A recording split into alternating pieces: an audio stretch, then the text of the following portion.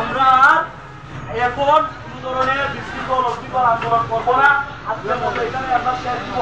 আজকে আগামী দিন কেন্দ্র থেকে যদি এইরকম কর্মসূচি আবার আসে আমরা আরো শক্ত হাতে প্রতিরোধ করার চেষ্টা করবো কিনা? এখানে আমরা সমর্থন দিতে পারি না।